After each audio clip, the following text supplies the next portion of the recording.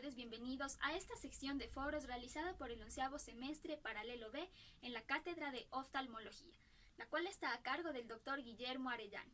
En esta última oportunidad vamos a abordar diferentes temas de mucho interés en la materia. Vamos a empezar con el tema de incrustaciones corneales. El segundo foro topará el tema de ambliopatía anisometrópica. Posteriormente nos hablarán sobre pterigio. El cuarto foro tiene el tema de oftalmopatías en VIH. Y finalmente el quinto grupo nos hablará sobre queratitis acantoameba. Bienvenidos. El foro del grupo 1 abordará el tema de incrustaciones corneales. Sus integrantes: Daniela Rosero como moderador, Jonathan Balbuca como panelista, Jimmy Cali como panelista, Jonathan Wilcapi como panelista, Paulina Guerrero como panelista y Jordan Samaniego como panelista. Las reglas para este foro son las siguientes. Cada panelista dispondrá de 5 minutos para dar respuesta a la pregunta dada por el moderador. Además de ello, podrá hacer uso de material realizado por ellos mismos. Damos inicio.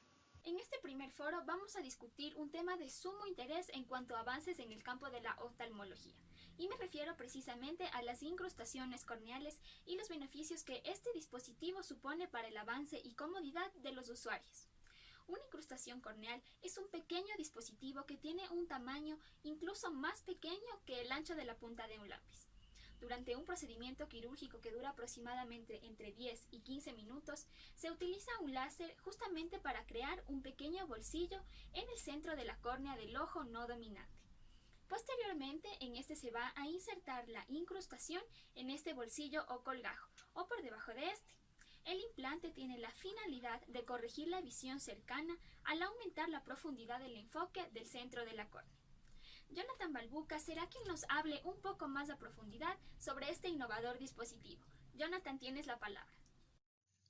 Buenos días, ¿cómo están?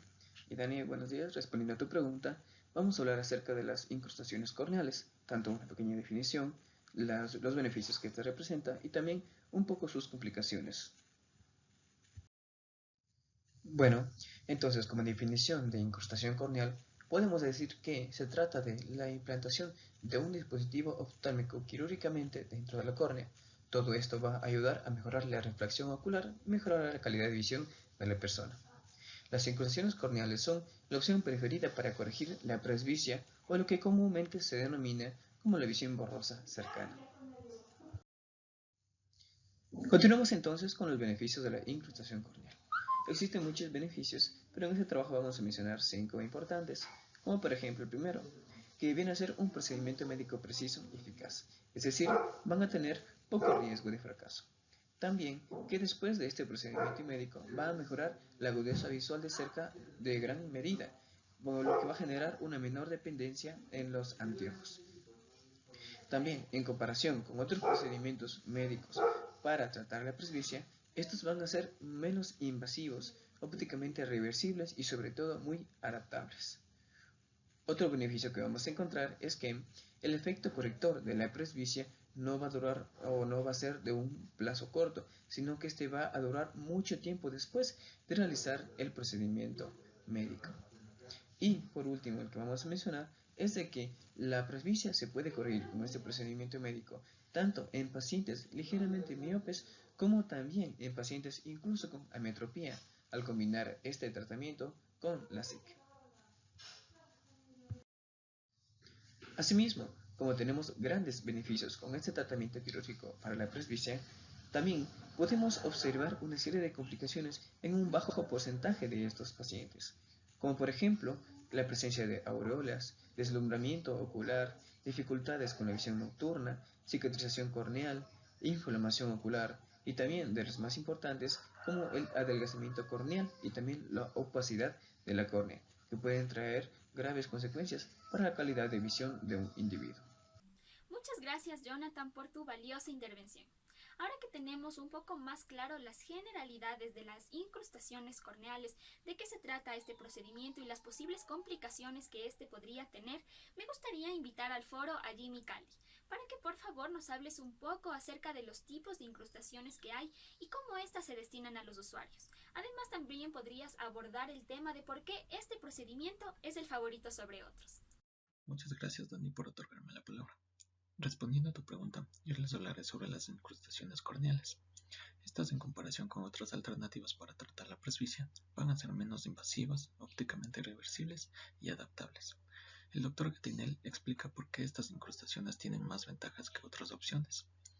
Primero, van a ser una opción favorable para pacientes con presbicia que tienen una buena agudeza visual a distancia y de cerca, sin ser corregida, y que tengan también una córnea sana y adecuadamente gruesa.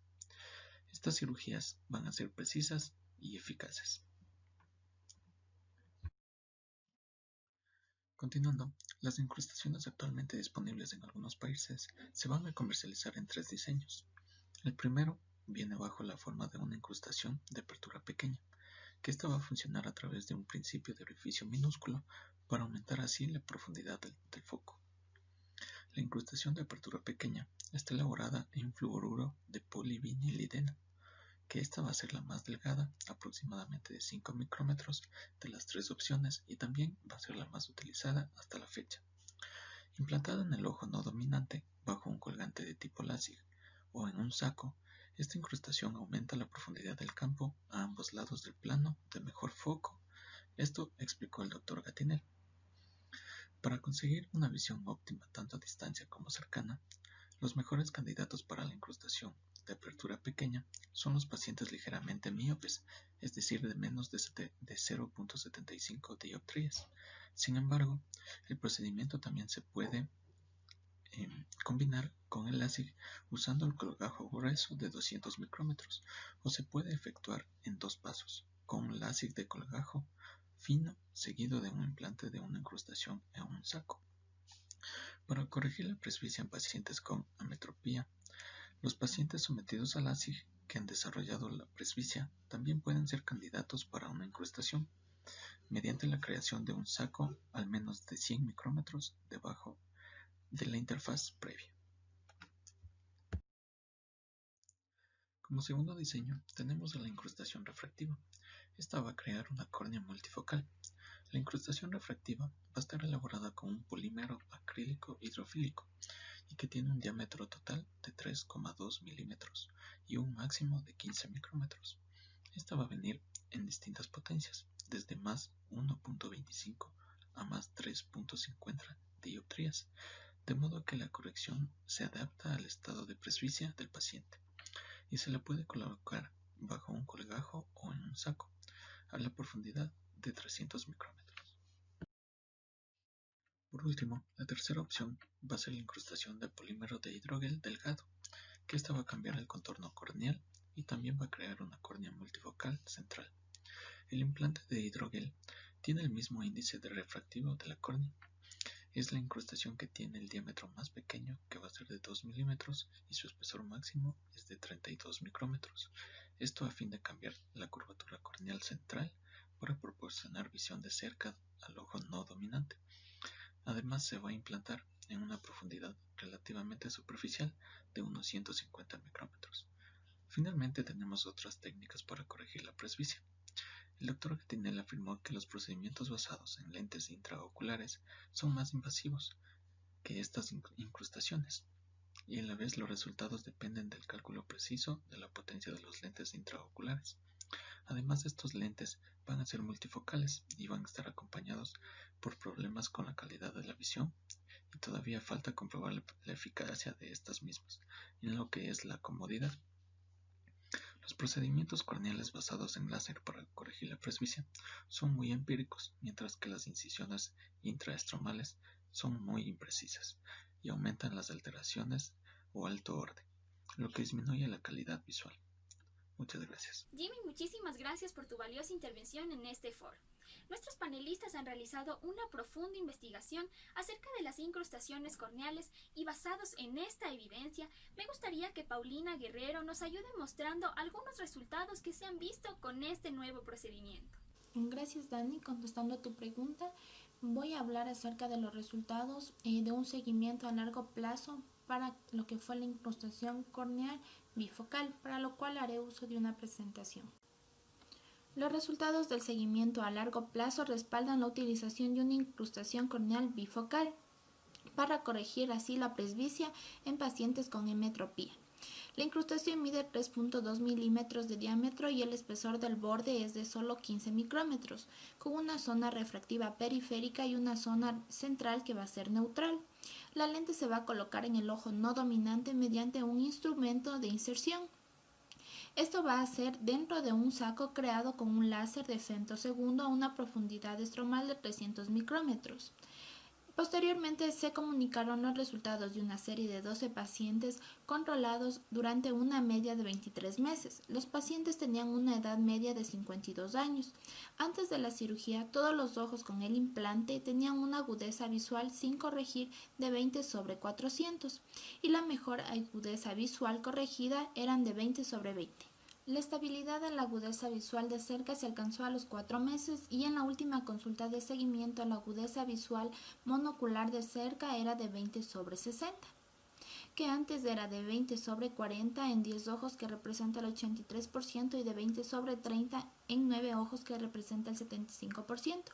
El procedimiento dio como resultado una pérdida de la agudeza visual a distancia en todos los ojos con el implante. Inicialmente, la media disminuyó en 20/60. No obstante, los ojos con el implante empezaron a recuperar la agudeza visual a distancia a los 4 meses. En la última visita de seguimiento era de 20/40 en 10 ojos con el implante, que representa el 83%, y binocularmente no se modificó con respecto al nivel preoperatorio de 20/20.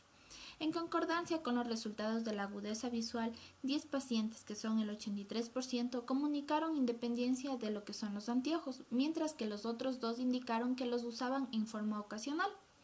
Esta incrustación ofrece en sí una alternativa excelente para corregir la presbicia y en pacientes sobre todo con hemetropía, y tiene la ventaja de no ser invasiva y de resultar fácilmente reversible. No obstante, como muestran los resultados de este estudio, el procedimiento induce a la monovisión.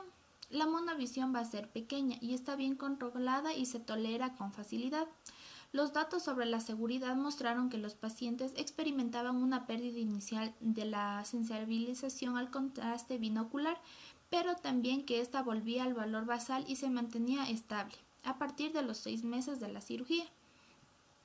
Se mantuvo sin cambios en lo que es la agudeza visual en el 10 pacientes, que son el 93% con el implante, mientras que los 2 pacientes restantes presentaron una pérdida en 2 líneas. Ningún paciente sufrió síntomas visuales discapacitantes y 5 pacientes comunicaron halos leves y 2 no van a conducir por la noche, pero los halos están disminuyendo con el tiempo. Otros resultados de un cuestionario de satisfacción que se les aplicó a los pacientes mostraron que el 100% de los pacientes estaban al menos felices con la corrección y 2/3 de ellos se describieron como muy felices. Además, todos los pacientes estaban dispuestos a someterse a un segundo procedimiento si fuese necesario. Es importante mencionar que ningún paciente del estudio ha solicitado que se le extraigan los implantes. Muchísimas gracias, Pauli, por tu valiosa intervención y por mostrarnos esta información tan valiosa. Ahora me gustaría conocer qué postura tiene Jonathan Wilcapi en torno a este tema.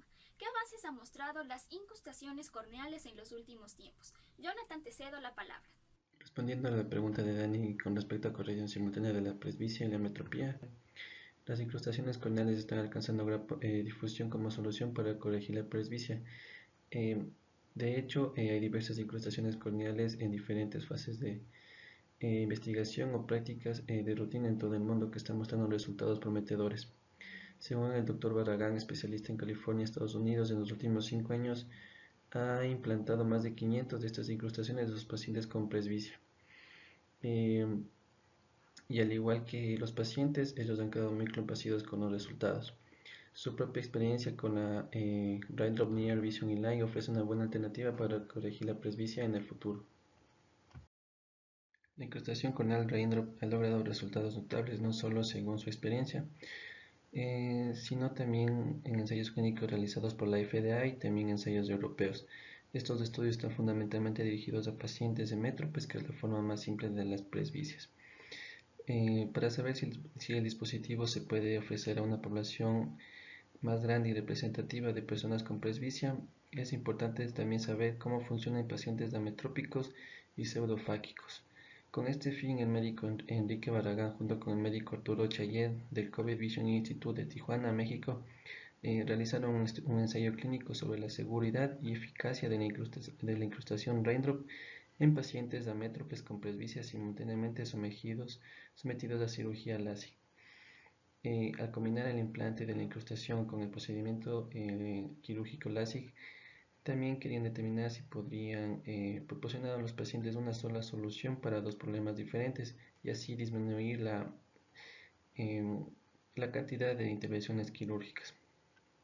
Los resultados ametrópicos son similares a los observados en pacientes con ametropía, lo que nos asegura que la incrustación Raindrop tendrá una amplia eficacia para corregir las deficiencias visuales de los pacientes con presbicia. Diseño del estudio. Este estudio fue prospectivo sin aleatorizar en dos centros, uno en la clínica perteneciente al Dr. Barragán, ubicado en Monterrey, y otro en el Instituto del Dr. Chayer en Tijuana.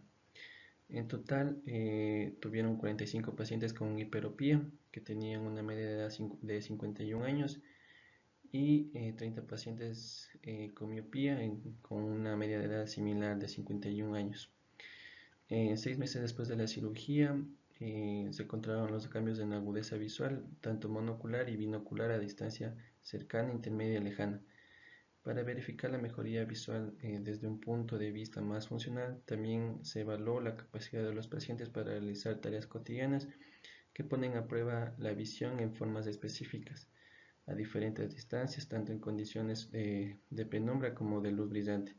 Esto se comparó con el desempeño en las mismas tareas antes de la operación que se realizaron. Por último, también se evaluaron la satisfacción de los pacientes con los resultados visuales. Muchísimas gracias, Jonathan, por tu valioso aporte. Si bien es cierto, este procedimiento está muy a la vanguardia hoy en día y cada día la tecnología avanza a pasos agigantados. Es por eso que en este momento me gustaría invitar a Jordán Samaniego para que por favor nos des tu opinión acerca de este procedimiento. ¿Tú crees que este supone el futuro para tratar la presbicia?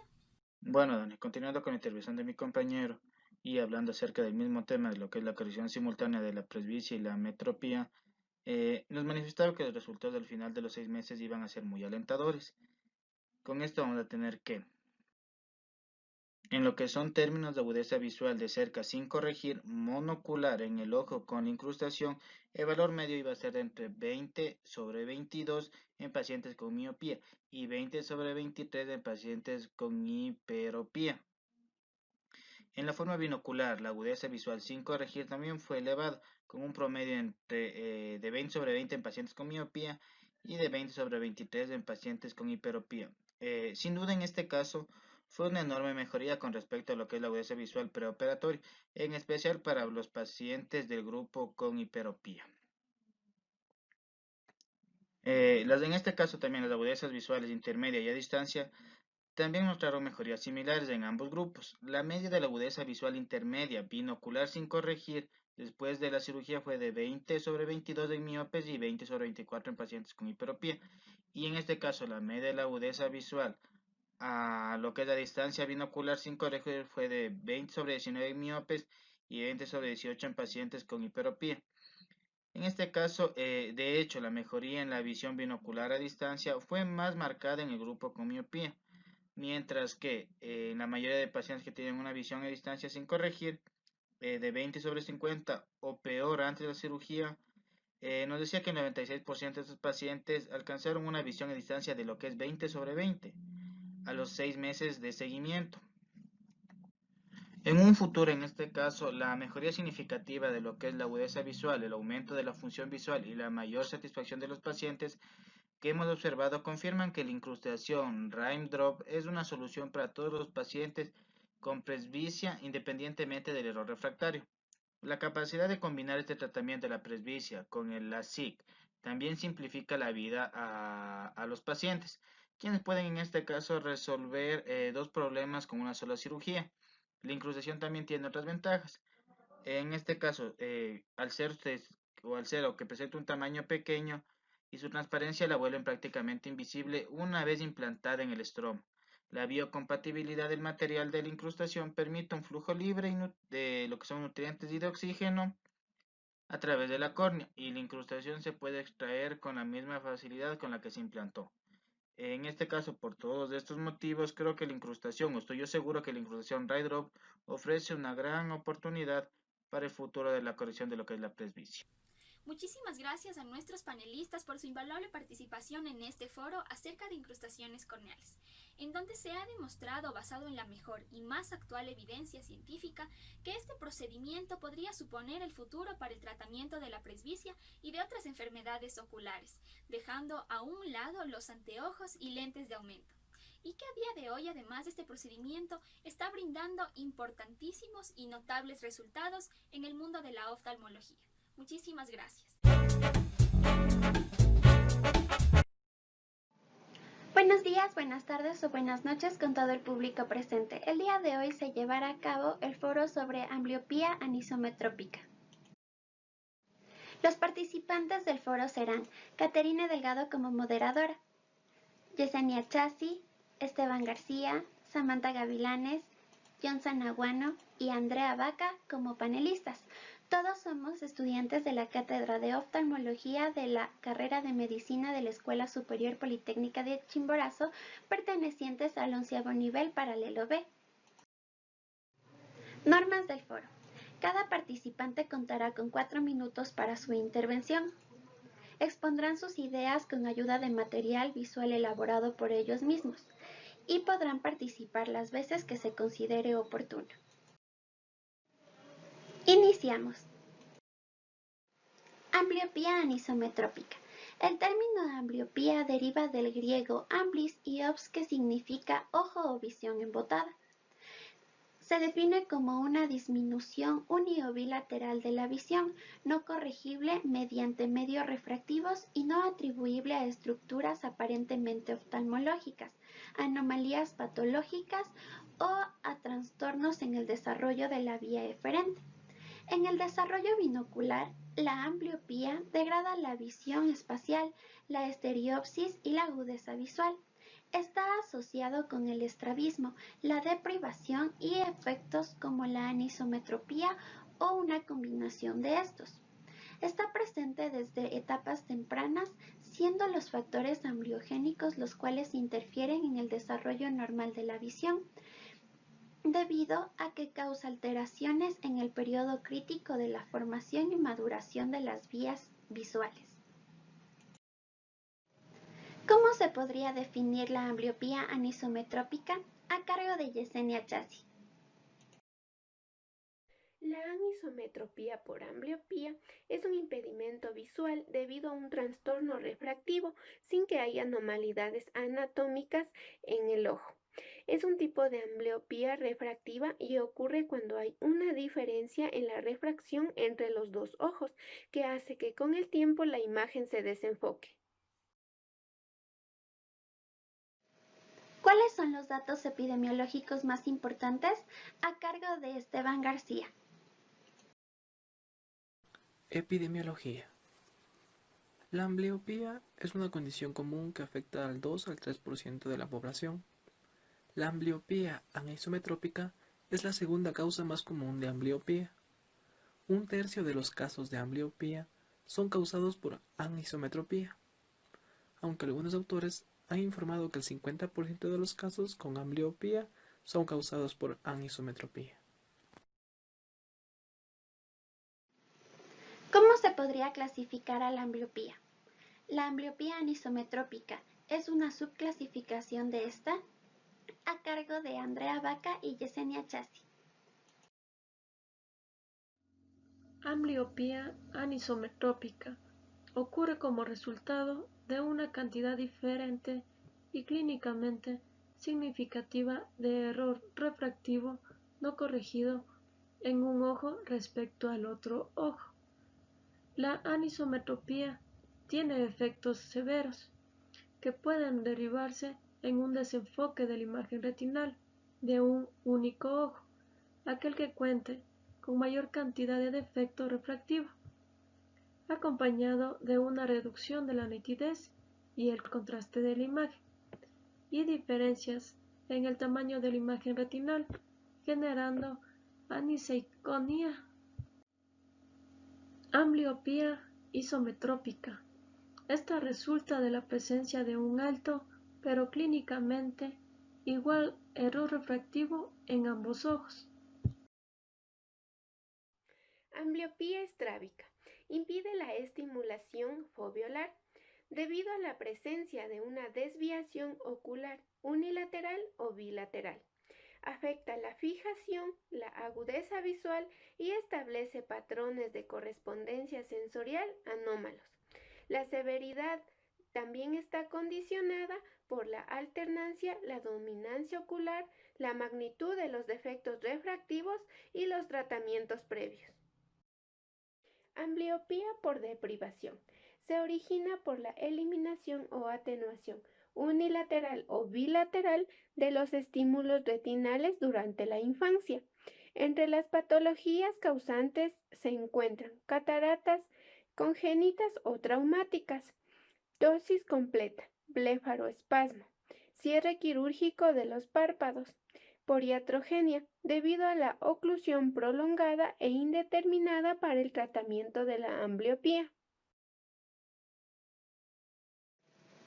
La ambliopía es un trastorno de la visión del neurodesarrollo causado por déficits sensoriales durante el periodo crítico del desarrollo visual en el niño, como el estrabismo, altos errores de refracción o visión privación.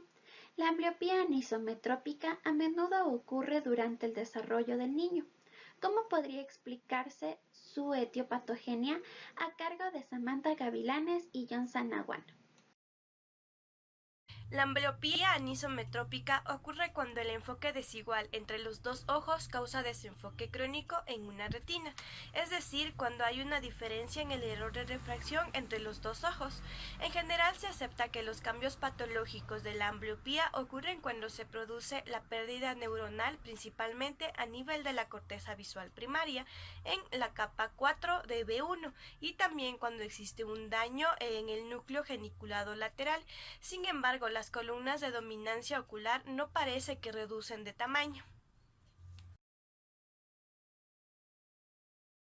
Los estudios experimentales en animales y los estudios clínicos en bebés y en niños pequeños respaldan el concepto de un periodo crítico que es sensible en el desarrollo de la ambliopía. Este periodo crítico corresponde al desarrollo del sistema de visión de un niño que es sensible a la entrada anormal causada por la estimulación de privación, estrabismo o anormalidades refractarias significativas. Las respuestas neuronales que va a tener el ojo ambliópico van a ser anormales, tanto en la etapa media como en la tardía del procesamiento cognitivo, lo que indica que el ojo ambliópico necesita pasar por más tiempo o integrar más recursos para procesar la misma tarea visual. El ojo vago y ambos ojos en ambliopía son ligeramente diferentes del ojo dominante, y ambos ojos en control normal en las etapas tanto media como tardía del procesamiento cognitivo. Tenemos ahora que si las sombras en la fobia en los dos ojos son de diferentes formas y tamaños, esto va a ser debido a anormalidades de la refracción, desiguales tanto entre izquierda como derecha. Esto significa que va a haber un obstáculo para la fusión. Y si la sombra está borrosa en un ojo o la sombra no es la misma en ambos ojos, entonces el campo visual no puede desarrollarse correctamente. Incluso, este va a poder empeorar. Lo malo de todo esto es que cuando esto suceda, el cerebro apagará, por así decirlo, el ojo desenfocado y la persona dependerá de un ojo para ver.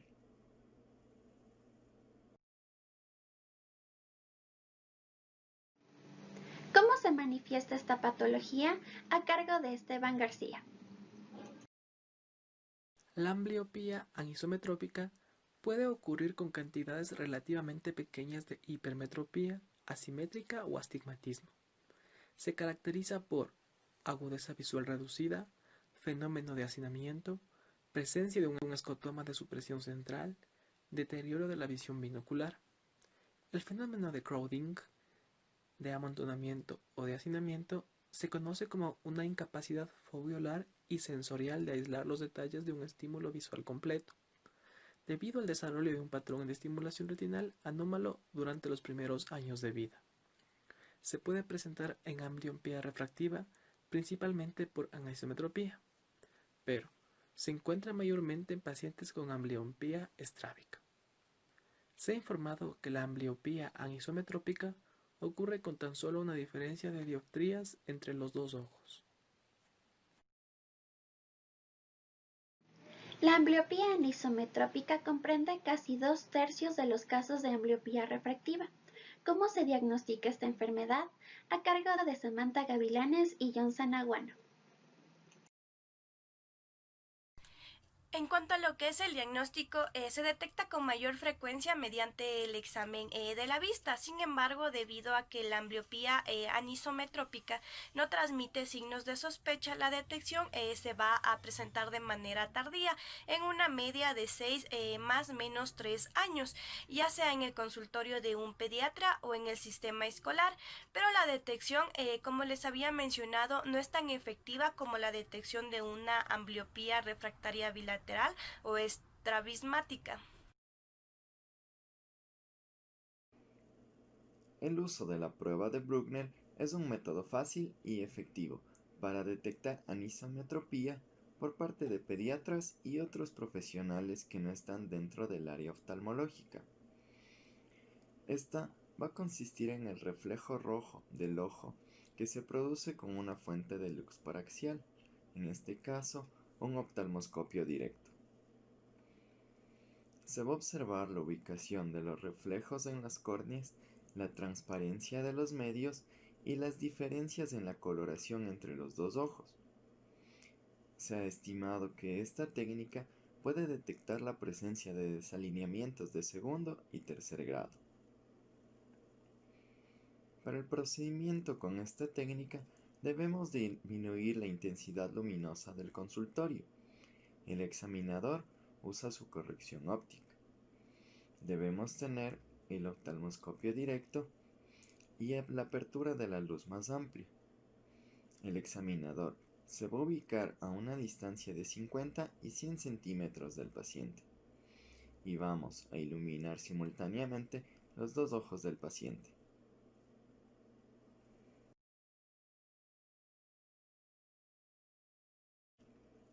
En los casos donde el reflejo de Bruckner o prueba de Bruckner puede ser invalidado o no esté indicado, es en las diferencias de pigmentación, anisocoria y anisometropía.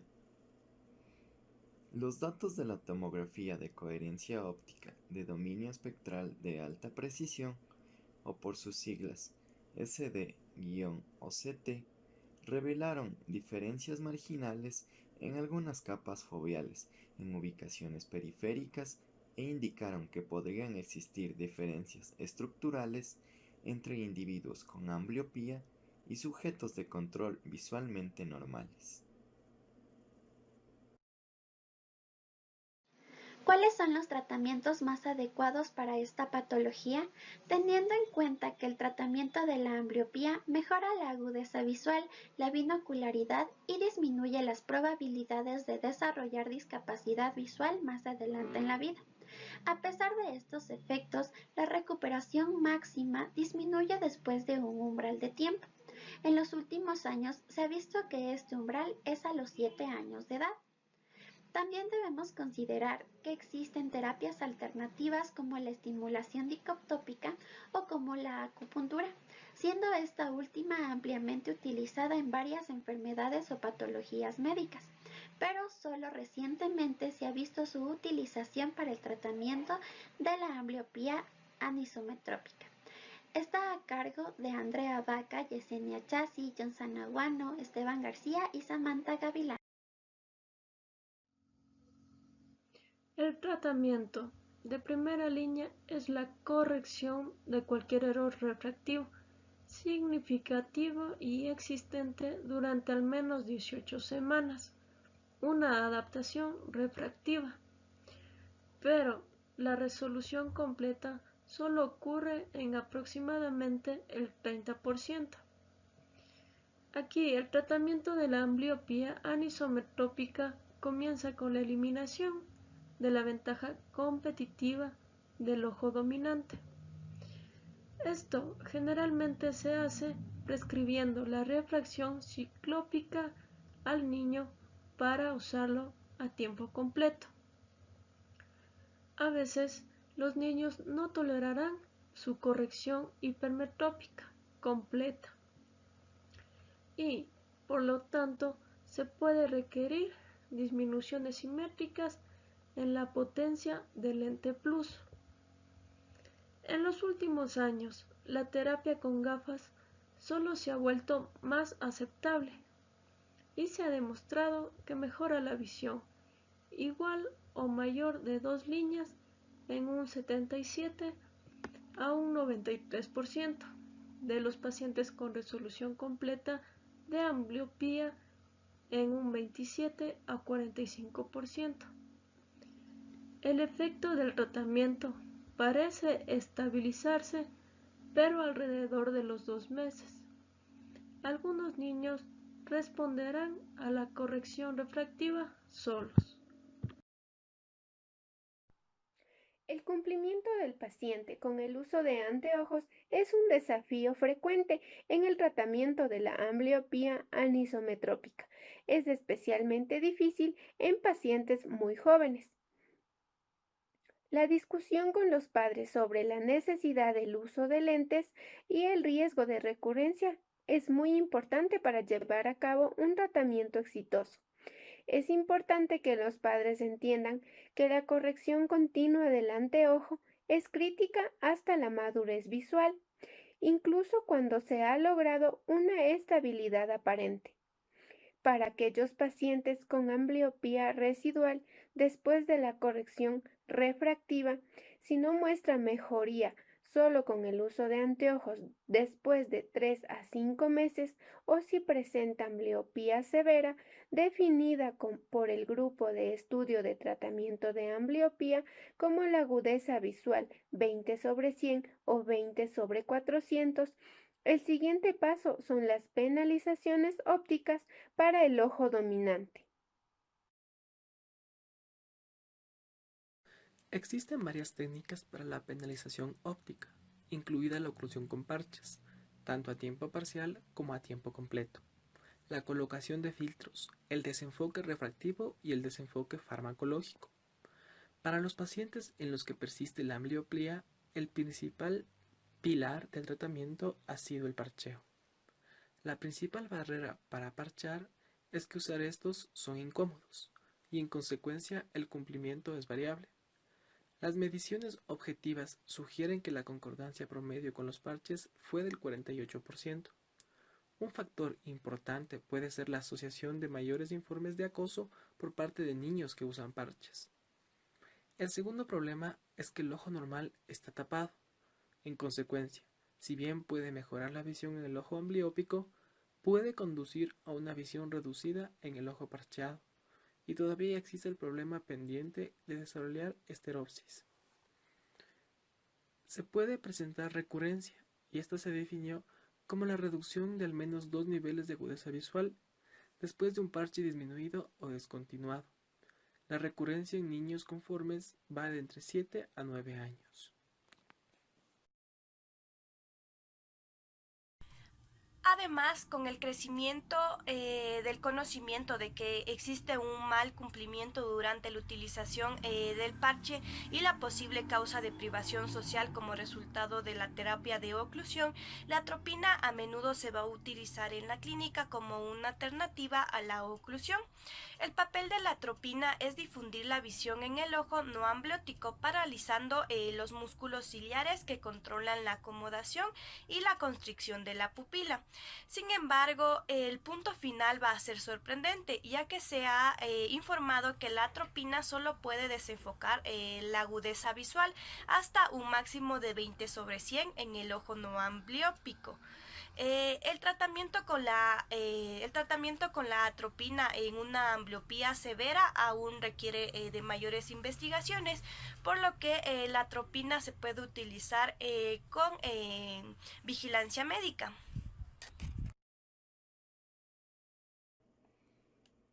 Un tratamiento alternativo es utilizar una estrategia basada en la estimulación dicóptica, que es la capacidad de presentar diferentes imágenes a cada ojo de forma independiente, desarrollando un sistema basado en realidad virtual, ya sea jugar videojuegos o ver películas en DVD especiales que llamamos iVid, o por sus siglas en inglés Interactive Binocular Treatment, que fue diseñado para tratar pacientes bajo supervisión en un entorno hospitalario y en un tiempo de aproximadamente 3 horas, aunque actualmente también es un sistema domiciliario que se apagará solo si se deja inactivo durante 15 minutos, además de que el tratamiento dura entre 1 y 2 horas en el día, determinando que el sistema iVid puede mejorar la agudeza visual en pacientes ambliópicos.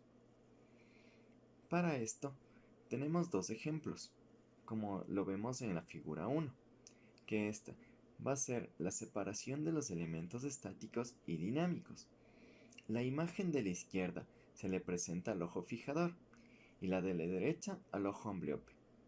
Las imágenes corresponden al videojuego HANA y se utilizaron solo para demostrar la estrategia utilizada por Waddingham y otros. En la figura 2 tenemos una descomposición de elementos en partes visibles exclusivamente para un ojo. La imagen B se presenta al ojo ambliope, mientras que la imagen C se presenta al ojo fijador. Se necesita la cooperación de ambos ojos para percibir completamente el bloque que cae. Las imágenes corresponden al videojuego Quadro Puzzle.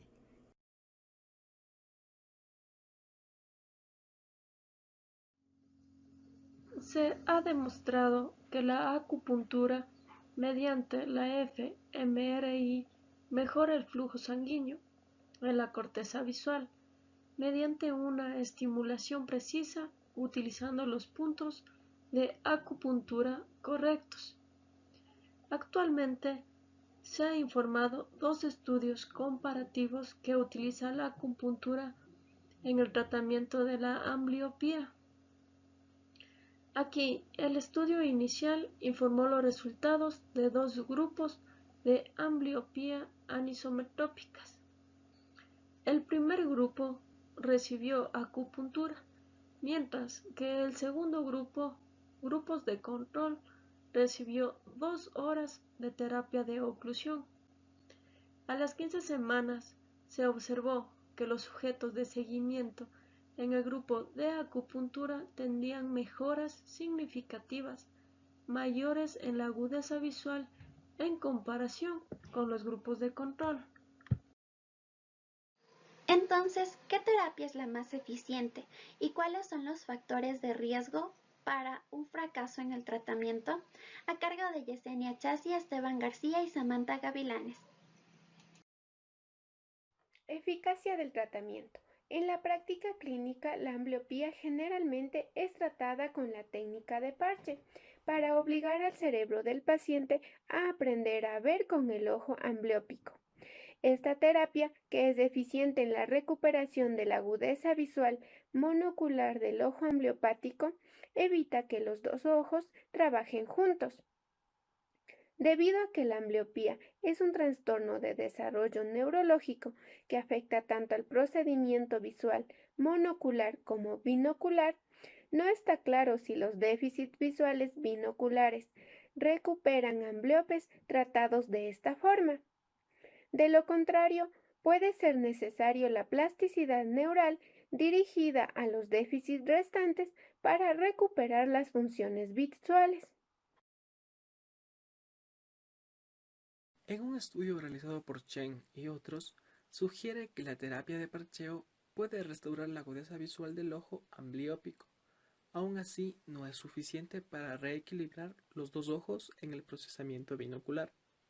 Sin embargo, no se pudo confirmar si la diferencia residual en el dominio del ojo tiene alguna importancia funcional, porque la mayoría de los sujetos tenían estereopsis normal o casi normal. Este problema debe abordarse en futuros trabajos. Se indica que el potencial de aprendizaje o mejora todavía está presente en las ambliopías tratadas, que tienen agudeza visual monocular normal y que podría ser necesario un tratamiento adicional para obtener un estado tratado completo.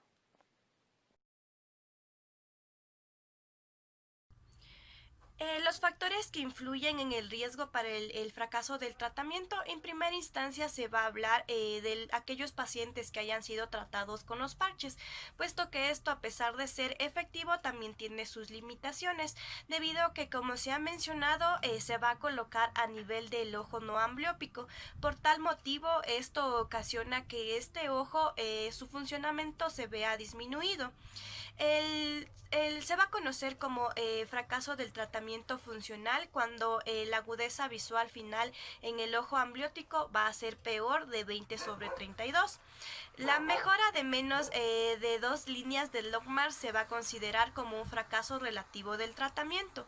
El factor más importante para el fracaso del tratamiento funcional y el único factor de riesgo de recurrencia va a ser el alto equivalente esférico del ojo ambliópico. Se encontró que se conoce que existe una gran diferencia intraocular en la agudeza visual mejor corregida, y este a su vez va a ser un factor de riesgo tanto para una falla funcional como para una falla en el tratamiento de manera relativa. El alto equivalente esférico de un ojo ambliópico va a ser el único factor de riesgo que va a influir en el fracaso del tratamiento.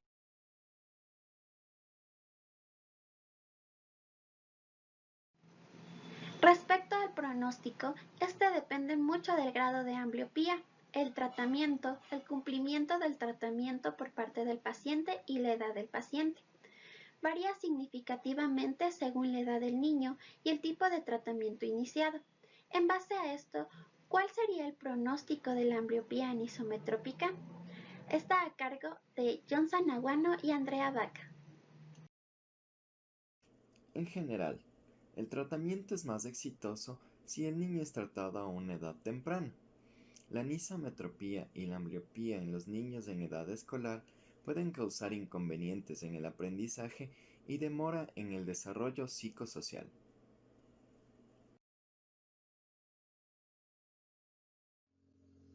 Estudios demuestran una diferencia estadísticamente significativa entre pacientes ambliopes y no ambliopes en las habilidades y procesos de escritura, así como en la lectura de palabras, comprensión de lectura en voz alta, lectura de no palabras y precisión de lectura en voz alta. Gracias a la intervención de todos los participantes, se puede concluir que la ambliopía anisometrópica es una enfermedad insidiosa, porque a diferencia de la ambliopía estrabística, esta parece normal ante los ojos del observador. El tratamiento eficaz y diagnóstico oportuno son preocupaciones esenciales en la salud pública para abordar la ambliopía anisometrópica, ya que el diagnóstico tardío y la agudeza visual deficiente indican una mala respuesta al tratamiento.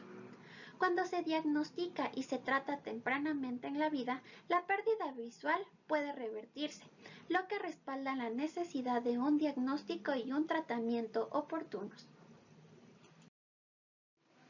Se da por terminado el foro. Muchas gracias por su participación.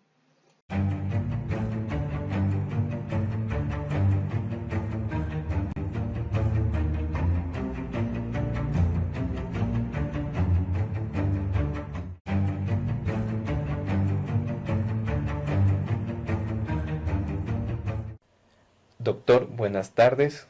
Compañeros, buenas tardes. Sean bienvenidos al foro de oftalmología. El día de hoy nos vamos a enfocar en un tema, el cual es el pterigio. A continuación les voy a hacer una breve reseña histórica acerca de esta patología. Entonces vamos a comenzar diciendo que deriva de la palabra griega pteros, que significa ala.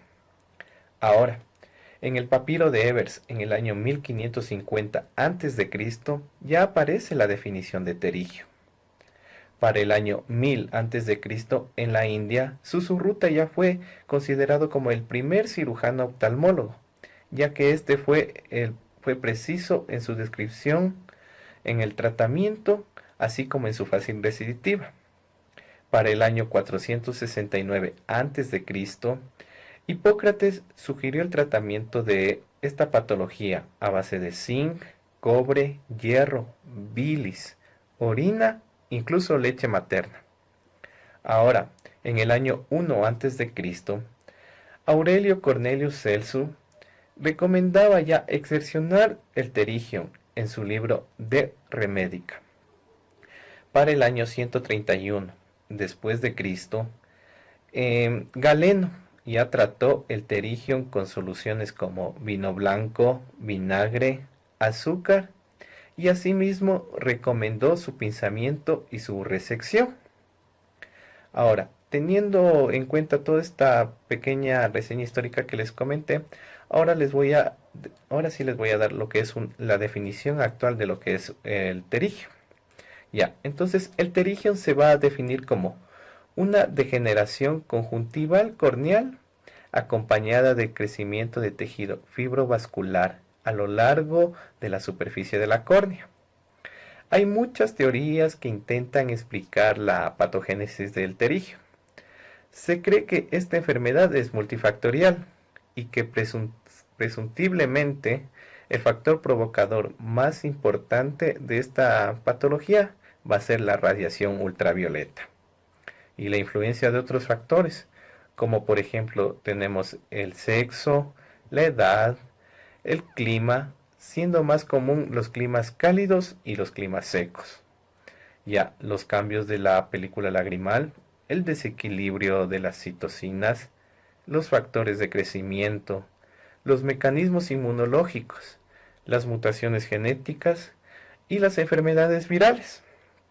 Ahora, en Ecuador se pudo ver que la tasa de prevalencia del pterigio va a ser del 55.4% y que de igual manera que la conducta terapéutica de elección es la quirúrgica y va a ser en un 85.5%.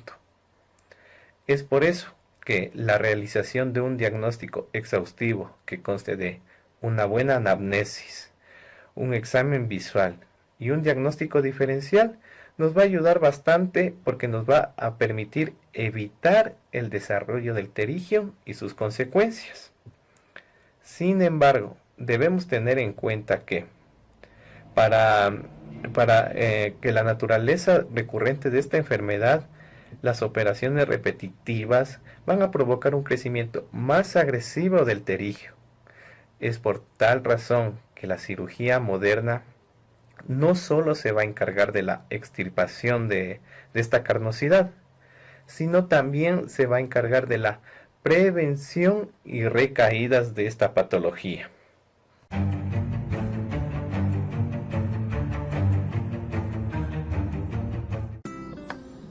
El pterigio tiene muchas causas y al igual que su fisiopatología llega a ser desconocida.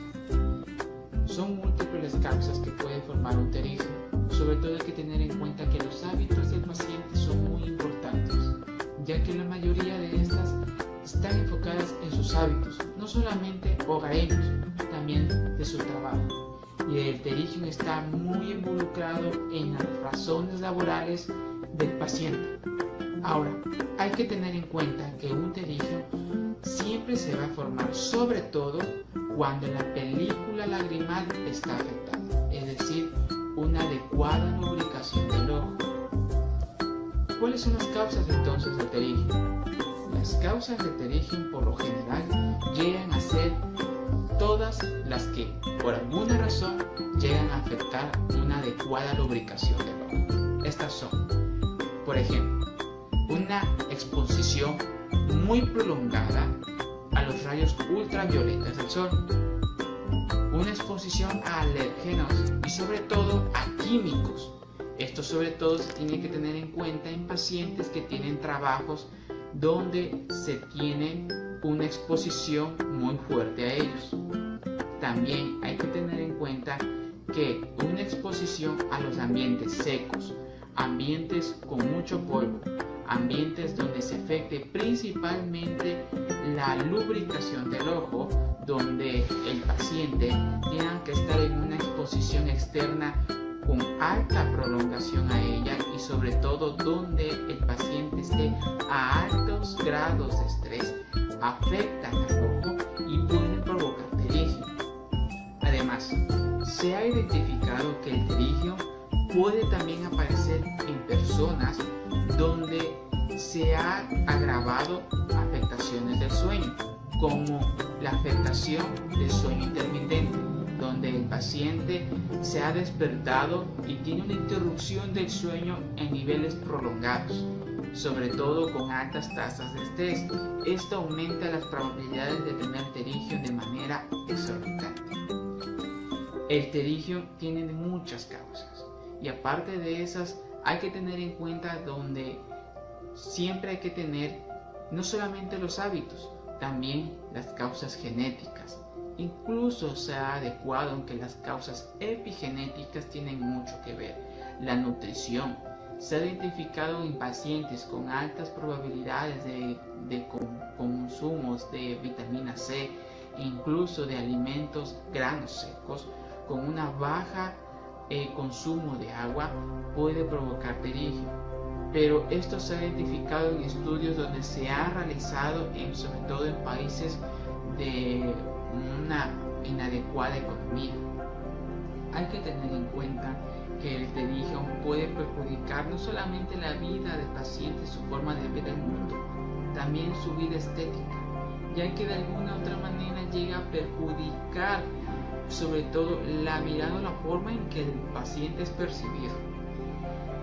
Hay que identificar siempre un pterigium, no solamente por el trabajo, por los malos hábitos que puede tener un paciente, también las causas genéticas. Y hay que educar al paciente, ya que el paciente es el único que puede detener nuevas formaciones y detener las actuales formaciones para su formación y sobre todo para que el paciente tenga una recuperación adecuada, exitosa, donde sea importante sobre todo un éxito del tratamiento. Gracias.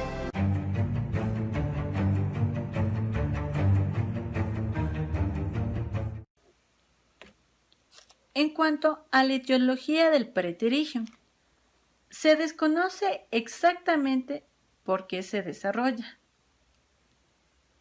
Se considera como factores de riesgo los siguientes: exposición excesiva a la luz solar, el sexo masculino, la edad, realizar trabajo al aire libre, la exposición excesiva a alérgenos como los solventes y los químicos industriales.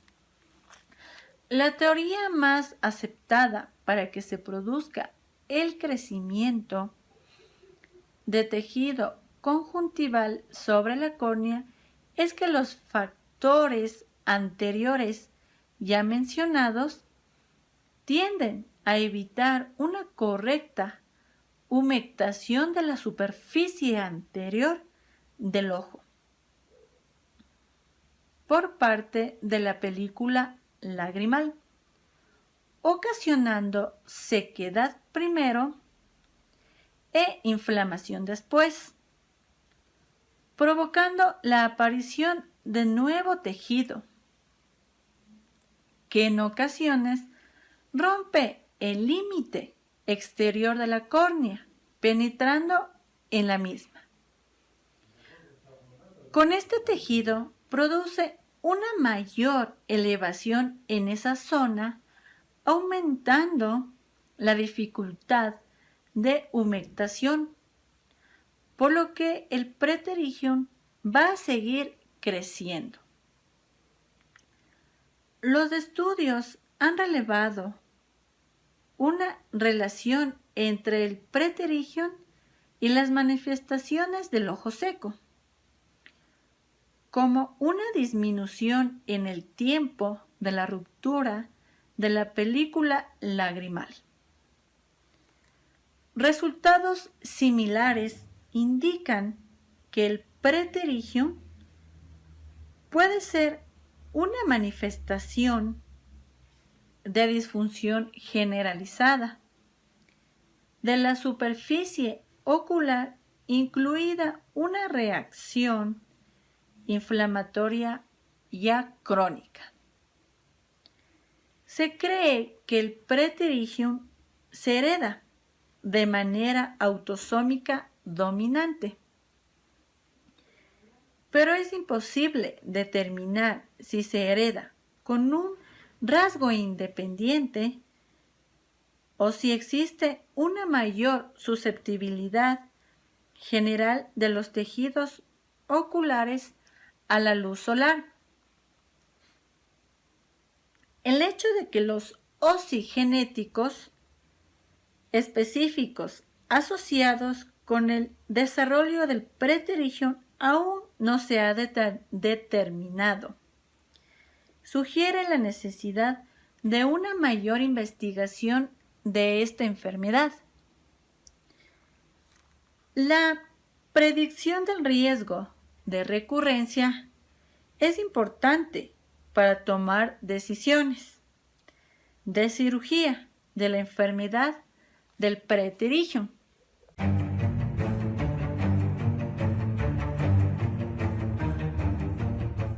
Continuando con la casa abierta de pterigium, yo les voy a hablar sobre lo que es el diagnóstico. Este diagnóstico debe ser en sí completo, ya que no hay una correlación clara entre signos y síntomas. Por ello es necesario una buena anamnesis y un examen visual completo. Bueno, les voy a hablar sobre la anamnesis, ya que es muy importante recopilar de cada paciente los siguientes datos relevantes para poder redactar su historia clínica detallada, en la cual debemos tomar en cuenta su ocupación del paciente para poder valorar el grado de exposición al sol durante toda la jornada de trabajo, sus antecedentes familiares, la cronología de la aparición, normalmente si puede ser en muchos meses o en años. ¿Para qué? Para ayudarnos a diferenciar de la neoplasia escamosa de la superficie ocular, que tiende a tener un historial más corto. También sobre el crecimiento del pterigium. En algunos casos se encuentran inactivos y no han crecido durante décadas en sí. También sobre los síntomas. Puede haber enrojecimiento, irritación visual, también un prurito, fotofobia, visión borrosa, lagrimeo y sensaciones de cuerpos extraños al parpadear. La gran preocupación en sí en las personas es la apariencia estética, lo que los elementos psicológicos de autoimagen y nivel de frustración donde se debe tener en cuenta para el análisis de la integración del pterigium. El examen visual. Dada la prevalencia de esta enfermedad a lo largo de hace mucho tiempo, se han desarrollado numerosas técnicas de diagnóstico, algunas de ellas muy novedosas y otras aún se encuentran en estudios. En los gabinetes de las ópticas, ante la presencia de un paciente sospechoso al padecer pterigium, al que hemos realizado primero una anamnesis, a continuación se procederá a realizar un examen completo de la visión. Vamos a considerar que cada gabinete óptico deberá utilizar diferentes recursos disponibles. Dentro de ellos yo les voy a nombrar los siguientes, en los cuales están las medidas de la agudeza visual, la medida del tamaño del pterigion, que se va desde el limbo hasta el vértice del pterigion en la córnea, los exámenes de movimientos oculares para buscar cualquier evidencia de movimiento restringido que sea causado por el pterigion. También una tinción con fluorescencia o rosa bengala. Esta tinción punteada de la córnea indica una alteración de la película lagrimal. También la retinoscopía relevará los cambios refractarios producidos del pterigion y lo que es la topografía corneal de las evidencias de los cambios de la curvatura, valiosa para detectar cambios refractarios. Una imagen térmica infrarroja donde medirá la temperatura de la superficie corneal durante la apertura sostenida del ojo. Una disminución de la temperatura relevará la alteración de la lágrima producida por el pterigion. Y una fotografía con fluorescencia ultravioleta. Esta puede detectar el daño ocular temprano relacionado con el sol. Un estudio mostró que se observó fluorescencia de pterigion inactivo, mientras que el pterigion de crecimiento rápido se observa un aumento de las áreas de fluorescencia. No se sabe con certeza a qué se deba, pero se cree que las células madres epiteliales corneales alteradas poseen la propiedad de autofluorescencia. También, como último punto, se debe realizar un documento fotográfico para tener una evidencia y un control de los cambios que se va produciendo a lo largo de la revisión hacia el paciente. Las consecuencias de un diagnóstico tardío puede dar lugar a una complicación no solo de carácter estético, sino también visual. Por ello hacemos hincapié en la necesidad de un diagnóstico precoz.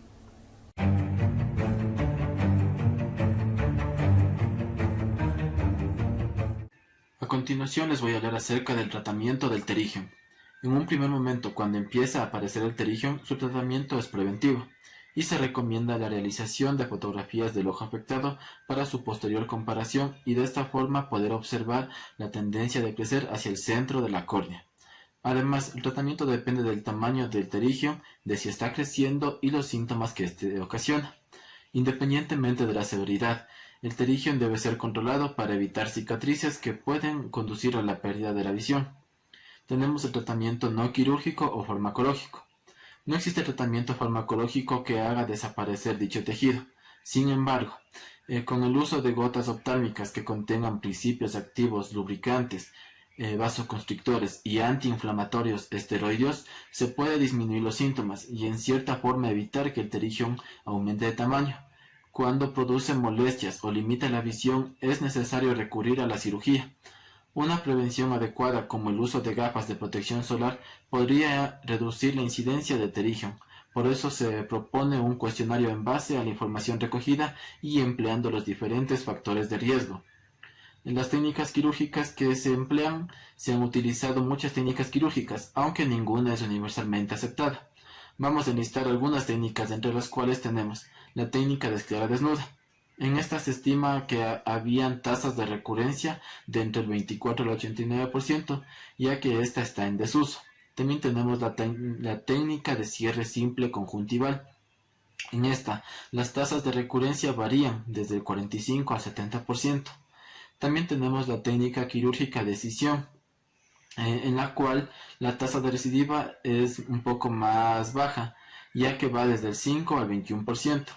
También tenemos el autoinjerto conjuntival.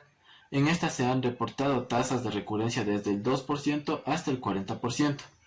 Y el autoinjerto se puede fijar a la esclera por diferentes métodos, con suturas, pero estas se asocian a una incomodidad postoperatoria e inflamatoria, y también puede formar granulomas. El injerto de membrana amniótica. Esta tiene propiedades antiinflamatorias, antifibróticas y también proporciona numerosos factores de crecimiento y promueve la proliferación y la diferenciación de las células epiteliales. Esta técnica quirúrgica tiene una tasa de recurrencia de entre el 3 al 40%. También tenemos la queratoplastia. Esta se realiza en casos de recidivas recurrentes con áreas extensas de tejido fibroso cicatricial y que tienen tendencia a la retracción y con poca elasticidad conjuntival, y en casos con córneas muy adelgazadas. También hay, junto a estas técnicas quirúrgicas, hay otras alternativas de tratamiento coadyuvantes, en el cual nos dice que el tratamiento adyuvante del pterigium se va a realizar con el objetivo de disminuir las tasas de recurrencias, que son muy altas, y estas se las emplea combinando con una de las técnicas quirúrgicas antes mencionadas. Vamos a mencionar algunas. La cauterización. La cauterización es intraoperatoria y se la hace en los vasos. Se utiliza después de realizar la técnica de esclera desnuda, pero la utilización del cauterio puede llevar a que se forme un tejido cicatricial hipertrófico, por lo que actualmente ha dejado de utilizarse. También se utiliza la oxigenoterapia hiperbárica. Su uso ha demostrado disminución de la recurrencia del pterigium y representa una interesante y novedosa alternativa para casos difíciles. Una limitación de esto es la disponibilidad de los medios y su aplicación es muy difícil. También tenemos las lágrimas artificiales. El pterigium posee síntomas similares al ojo seco, como irritación, sensación de ardor y sequedad ocular. Es por eso que las lágrimas artificiales van a incrementar la viscosidad, ofreciendo una mayor resistencia a la evaporación de la película lagrimal. También tenemos la queratectomía fototerapéutica, en el cual se utiliza el láser excimer, que puede resultar un instrumento valioso en la cirugía del pterigium tras la escisión de la esclera desnuda. Los tejidos residuales de ablación con el láser, y el resultado es un lecho del pterigium y una superficie corneal suave.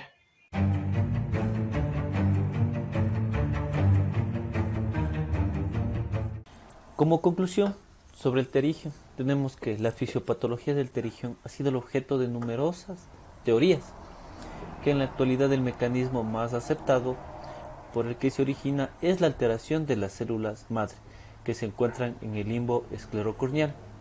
Como segundo punto tenemos que el principal factor de riesgo para la formación de pterigium es la exposición de la radiación ultravioleta, por lo que la población más vulnerable es la que se encuentra en latitudes más cercanas al Ecuador, donde es importante realizar un diagnóstico precoz para evitar que siga la proliferación de este tejido de pterigium y poder tratarlo antes de que alcance la córnea y produzca problemas visuales.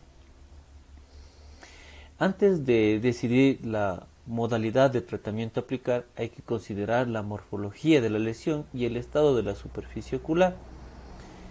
Después de una cirugía, las altas tasas recidivantes del pterigium han llegado a la utilización de varias técnicas quirúrgicas y a la aplicación de terapias adyuvantes para evitar en sí la recurrencia, lo que hoy en día para los oftalmólogos aún esta técnica de elección quirúrgica está por descubrirse.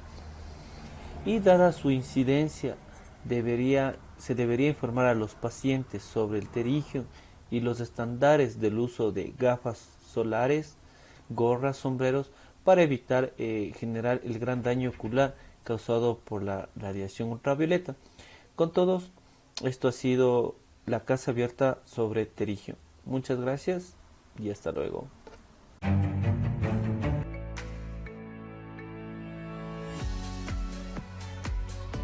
Buenos días, mi nombre es Cristian Zumárraga y en esta ocasión soy el moderador de este videoforo, en el que se va a discutir las oftalmopatías relacionadas con el virus de la inmunodeficiencia humana o VIH. Para el desarrollo de dicha actividad contamos con la participación de algunos estudiantes pertenecientes al 11º semestre paralelo B de la carrera de medicina de la SPOCH. Tenemos a Jessica Cazorla, Cintia Coque, Paola Carrera, Lorena Paguay y finalmente Josué Chicaiza, los cuales nos van a dar una breve descripción de las diferentes consecuencias a nivel oftalmológico que tiene el VIH. Para realizar dicha actividad, cada participante tiene un máximo de 3 minutos y 30 segundos para presentar sus ideas. Al final, se va a realizar una conclusión con los aspectos más destacados de cada participación. Comenzamos. Desde la presentación del primer caso del síndrome de inmunodeficiencia adquirida en 1959 en un hombre africano y posterior a observar las terribles consecuencias que esta enfermedad traía, todos los países y organizaciones afines a la salud se juntaron y formaron un solo esfuerzo, y desde entonces se inició una intensa búsqueda para dar con el agente causal. Desde su identificación, el virus de la inmunodeficiencia humana o VIH ha sido estudiado como nunca antes se lo ha hecho en la historia. El VIH actualmente continúa siendo uno de los mayores problemas para la salud mundial. Este ha cobrado casi 38 millones de vidas, esto según las cifras recientes de ONU-SIDA. Sin embargo, desde que existe una mejor concientización y un acceso creciente a la prevención, al diagnóstico, al tratamiento, a la atención eficaz del VIH y también sus infecciones oportunistas, la infección por VIH se ha convertido en un problema de salud crónico y más llevadero, por lo que hoy ya se permite que las personas que viven con este virus tengan una vida larga y saludable. Como consecuencia de esta enfermedad y también de las denominadas enfermedades oportunistas, que representan en sí la causa de mortalidad en este grupo de personas contagiadas, se estudian ampliamente con el fin de evitarlas y que el paciente tenga una mejor calidad de vida. Por motivos educativos, en esta ocasión únicamente se limitará a discutir afecciones que se relacionen con el ojo, tanto a nivel anatómico como funcional. Dentro de las enfermedades que se pueden citar, tenemos las infecciones por citomegalovirus, defectos de la refracción causados ya sea por una afectación estructural o una afectación funcional secundario a infecciones o alguna otra causa. También vamos a tener alteraciones vasculares y alteraciones a nivel neurológico. Últimamente también se ha discutido mucho en lo que respecta la posible interacción de la terapia antirretroviral con afectaciones oculares. Sin embargo, los efectos de estos medicamentos a largo plazo y también la infección por VIH de manera crónica pueden estar o no interviniendo de manera directa o indirecta en el desarrollo de algunas oftalmopatías. Pero para descubrir esto aún hacen falta estudios. Primero, Jessica Cazorla, que presenta las alteraciones neurooftalmológicas. Varios trastornos neurooftalmológicos ocurren en pacientes que tienen VIH-Sida. Estas se han descrito ampliamente tanto en pacientes asintomáticos de VIH positivo, así como también en aquellos pacientes que tienen inmunosupresión profunda y que ya tienen el síndrome de inmunodeficiencia adquirida. Además, se ha demostrado que personas asintomáticas infectadas con VIH, incluso en etapas tempranas de la infección, ya presentan anormalidades electrofisiológicas y también psicofísicas oculares. Las manifestaciones neurooftalmológicas de la infección por VIH pueden involucrar tanto la vía visual aferente como la eferente. Las presentaciones clínicas comunes incluyen lo que es dolor de cabeza o cefalea, papiledema, corioretinitis, afectación del nervio óptico, meningitis y parálisis del nervio craneal.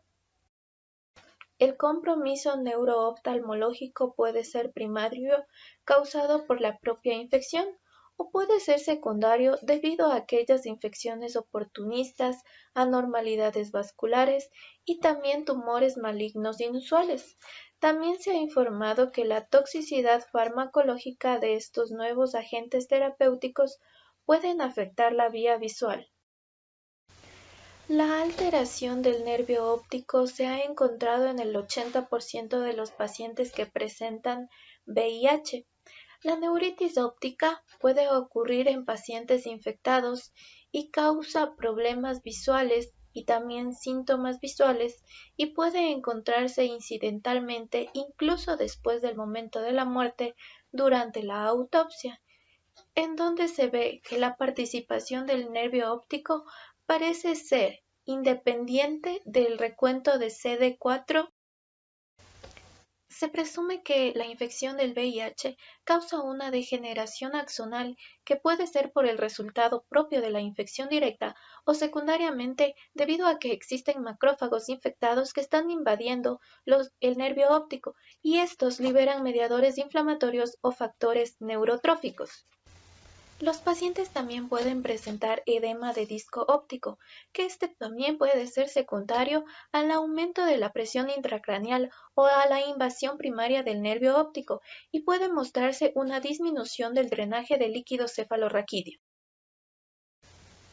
Los pacientes llegarán donde el oftalmólogo con diferentes síntomas, como es la cefalea, visión borrosa, pérdida de la visión, visión doble o dificultad para leer. Sin embargo, el diagnóstico de una neuropatía óptica asociada a la infección del VIH es un diagnóstico de exclusión. La evaluación completa de pacientes con afectación del nervio óptico, ya sea edema o atrofia, con o sin signos de afectación de la visión funcional o del campo visual, debe incluir una evaluación y diagnóstico oftalmológicos formales, dentro de las cuales se va a incluir la tomografía de coherencia óptica para evaluar la capa de fibra nerviosa de la retina y también la célula ganglionar. Aparte, también se puede solicitar pruebas formales del campo visual, así como la neuroimagen, evaluación de laboratorio y también evaluación de líquido cefalorraquídeo. A continuación, en el segundo puesto, Cintia Coque, que presenta alteraciones de la superficie ocular. Existen diferentes complicaciones del VIH que pueden afectar de forma directa o indirecta todos los segmentos del ojo. La microvasculopatía o retinopatía porcina es uno de los efectos directos que se van a encontrar. Está implicado los tres mecanismos, tanto el depósito de complejos como el aumento de la viscosidad y la invasión del endotelio vascular por el VIH. El signo más temprano de la infección pueden ser las manchas algodonosas, aunque también pueden encontrarse microaneurismas. Un 70% de los pacientes con esta enfermedad avanzada pueden presentar complicaciones. Ellas vamos a ver que el 50% de los pacientes en esta edad avanzada van a tener afectada tanto la superficie ocular como la retina, ya sea por la infección de oportunistas o angiopatías causadas directamente por la infección del VIH. Un 30% vamos a ver que está relacionado con la retinitis por citomegalovirus. Muchas de las veces van a presentarse como pequeñas hemorragias, lo que va a dificultar distinguirlos de la retinitis por citomegalovirus. También pueden manifestarse como visión borrosa y la afectación suele ser bilateral. Asimismo, la afección de la retina suele causar una retinitis necrotizante bilateral que es rápidamente progresiva, conocida como el síndrome de necrosis retiniana aguda, que suele estar asociado al dolor. Además de ello, también es importante destacar lo que es el sarcoma de Kaposi, ya que puede también comprometer lo que es el párpado y la conjuntiva. En un 20% de los sarcomas de Kaposi en el VIH tienen afectación ocular y la mayoría de ellos cursa con una forma diseminada y de muy mal pronóstico. Se ha descrito una multitud de alteraciones de la superficie ocular en el polo anterior y además en sus órganos anejos. Tenemos tanto de origen infeccioso como no de infeccioso. Entre las no infecciosas intraoculares cabe destacar la presencia de algunos pacientes con uveitis anterior crónica no asociada a la iatrogenia medicamentosa y en otros que se encuentran relacionadas, encontrando también una mayor incidencia dentro de lo que es la catarata en los pacientes con infección de VIH. En tercer lugar, tenemos a Paola Carrera, que habla acerca de las neoplasias oculares y patologías orbitarias. Continuando les voy a hablar acerca de las neoplasias oculares y patologías orbitarias. Dentro de las neoplasias oculares se asocia el sarcoma de Kaposi, linfomas y carcinoma de células escamosas. Y dentro de las patologías orbitarias, la lipodistrofia, que se asocia con pacientes con VIH positivo. El sarcoma de Kaposi, un cáncer angioproliferativo multicéntrico de células endoteliales causados por el virus del herpes humano 8, caracterizado por una heterogeneidad clínica que depende de las condiciones inmunes del huésped, siendo el tumor más frecuente en pacientes infectados por el VIH en todo el mundo. Su participación ocular es extremadamente rara, sin embargo se desarrolla en el párpado, conjuntiva y órbita. El tratamiento incluye cirugía convencional, crioterapia, terapia con láser, radioterapia con un régimen de fracciones múltiples y quimioterapia sistémica. Los linfomas de globo ocular y sus anexos pueden afectar cualquier estructura. Tenemos así el linfoma de tejidos blandos periorbitarios. Es la presentación más común, particularmente en la superficie de la mucosa conjuntival y el área que rodea la glándula lagrimal. La mayoría son de tejido linfoide asociado a mucosas de fenotipo B. También tenemos el linfoma intraocular. Es la forma más rara del linfoma ocular y constituye menos del 1%. Puede ser de difícil diagnóstico y casi todos son linfomas no Hodgkin de células grandes de curso indolente con tendencia a ser bilateral. Representan más del 50% de los casos y se asocian a infiltración meningia o cerebral en el 50% de los pacientes.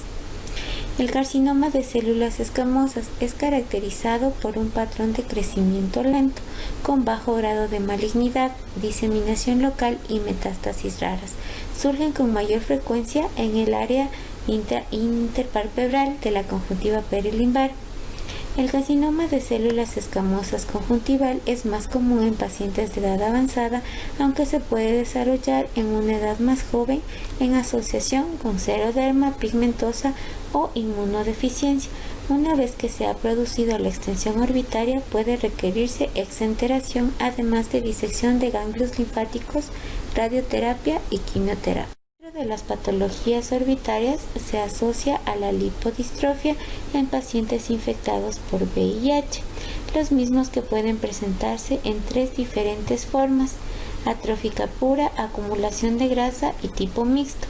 La forma atrófica pura es característica de una pérdida de grasa subcutáneo en relación a la afectación ocular que conduce rápidamente a una pérdida de grasa orbitaria con consecuencia de enoftalmos.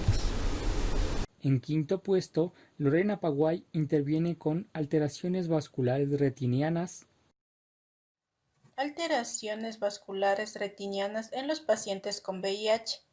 La microangiopatía retiniana o retinopatía VIH es la alteración oftalmológica más frecuente. Su presencia está relacionada con el grado de deterioro inmunológico, siendo inversamente proporcional a la cifra del linfocito CD4. La presencia de esta microangiopatía en un paciente con SIDA clínico indica progresión de la enfermedad y mal pronóstico vital, con menor supervivencia que los pacientes con SIDA y fondo de ojo normal. Se caracteriza por la presencia de manchas o exudados algodonosos, hemorragias retinianas superficiales y profundas, y cambios microvasculares como microaneurismas y telangiectasias.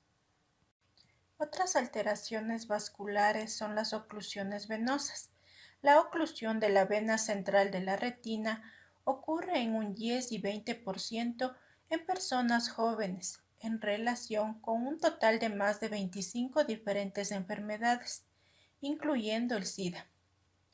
Se considera que la oclusión de la vena central de la retina formaría parte del espectro de la afectación vascular en esta enfermedad. El 80% de los casos publicados pertenecen al tipo isquémico.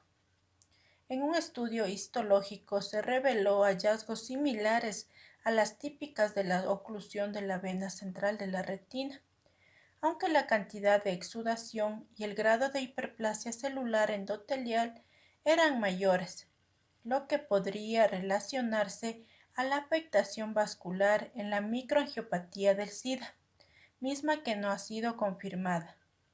Por tanto, se puede considerar la oclusión de la vena central de la retina como una manifestación rara de la vasculopatía del SIDA. Oclusiones arteriales. Fue publicado un primer caso de obstrucción de la rama arterial de la retina sin ningún factor de riesgo que pudiera justificar el cuadro, excepto su condición de cero positividad para el VIH. En estos pacientes también puede desencadenar retinopatías caracterizadas por la presencia de hemorragias retinianas bilaterales y diseminadas por toda la retina. Predominan las hemorragias superficiales en llama, pero pueden asociarse manchas de Roth, hemorragias profundas y redondeadas e incluso preretinianas. Es necesario que tanto médicos oftalmólogos y quienes frecuentemente valoran pacientes con VIH-Sida conozcan los hallazgos en retina más frecuentes para su rápida identificación, ya que estos pueden comprometer su calidad de vida. Se debe lograr una adecuada práctica clínica estableciendo como rutina el seguimiento oftalmológico con la realización de fondo de ojo en estos pacientes, principalmente en los que su conteo de linfocitos T, CD4 sea menor de 200 células por microlitros. Y como intervención final, Josué Chicaiza, que presenta las infecciones oculares oportunistas. Infecciones oculares oportunistas. La infección por VIH no tratada y la inmunosupresión aumentan significativamente el riesgo de contraer infecciones oportunistas, principalmente causado por virus, bacterias y hongos. Estas infecciones fueron una fuente importante de morbimortalidad en pacientes infectados con VIH antes del advenimiento de la terapia antirretroviral. Sin embargo, actualmente todavía se presenta en aquellos pacientes que no reciben un tratamiento efectivo. En caso de las infecciones oculares oportunistas del segmento anterior, se presenta la queratitis infecciosa.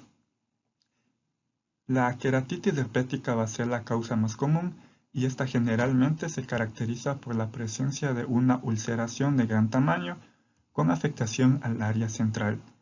De esta manera va a ser una principal causa de ceguera. En el caso de la blefaritis va a ser una de las 3 características oculares más comunes en pacientes infectados con VIH. Generalmente se produce por infecciones bacterianas o virales y se caracteriza por la presencia de ulceración en los párpados que ha sido manifestada como aquel síntoma inicial. Comúnmente es causado por el virus de la varicela zóster, así como también por el virus del herpes zóster, produciendo las características como observamos en estas imágenes.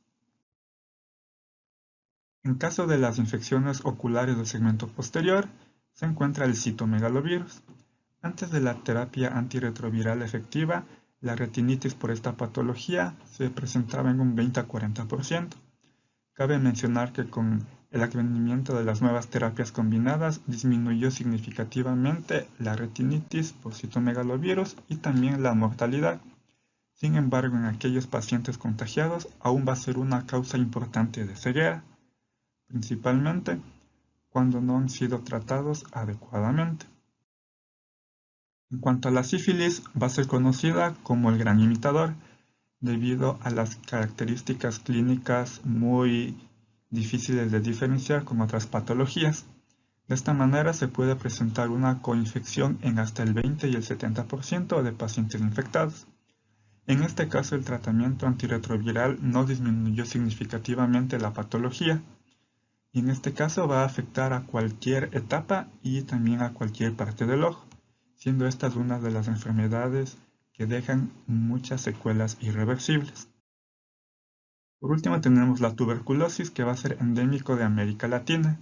Esta puede producirse por una infección primaria, es decir, que no hubo una infección propia antes, o una secundaria, que en este caso se produjo por una infección sistémica, especialmente el foco pulmonar. Tiene varias características clínicas, presentándose como una uveitis anterior crónica, coroiditis o también una escleroqueratitis. En el caso de la terapia antirretroviral en estos pacientes, muestra una mejoría, sin embargo en algunos casos puede ser refractario.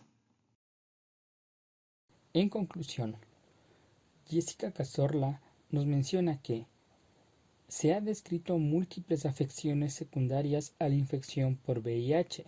Mediante estudios se ha comprobado que el VIH puede detectarse hasta en el 80% de los nervios ópticos y se presume que la degeneración axonal puede ser el resultado de una afección directa o secundaria de macrófagos infectados que invaden los nervios ópticos y liberan mediadores inflamatorios o factores neurotróficos. Estas afecciones pueden darse tanto a nivel aferente como eferente. Dentro de la presentación clínica más común que tienen los pacientes hay cefalea, papiledema, corioretinitis, afectaciones del nervio óptico, meningitis y parálisis del nervio craneal, pudiendo llegar incluso a darse una atrofia de las estructuras. Cynthia Koke nos recalca que más del 50% de los pacientes en estadios avanzados presentan afectación a nivel oftálmico y que generalmente las afecciones son de la superficie ocular. Estas se dan de manera secundaria ya sea a infecciones oportunistas o también a angiopatías.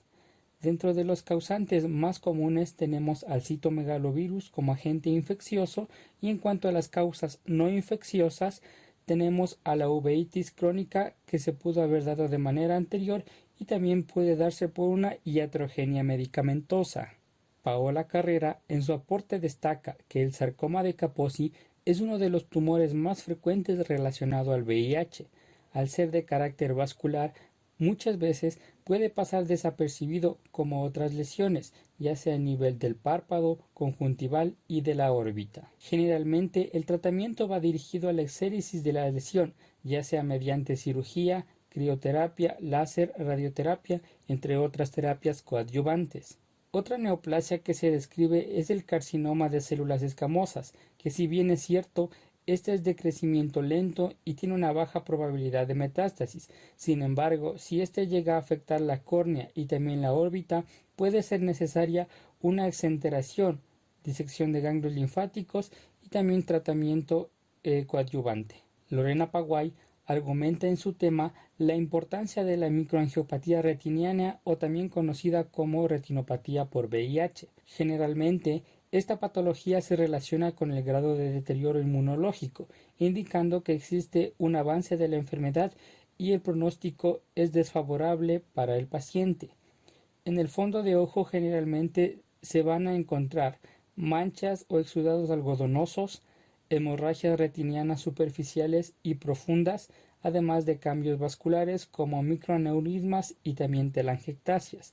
Por último, Josué Chicaiza, en su intervención sobre las enfermedades oportunistas, enfatiza que este tipo de complicaciones generalmente se da por un tratamiento inexistente o inadecuado para el VIH. Según su clasificación, tenemos que las infecciones oculares del segmento anterior, como la blefaritis y la queratitis, son dadas por agentes tanto bacterianos como virales. Con mayor frecuencia el virus del herpes zóster y el virus del herpes simple. En cuanto a las infecciones del segmento posterior, se encuentra la retinitis por citomegalovirus, sífilis y también la tuberculosis ocular.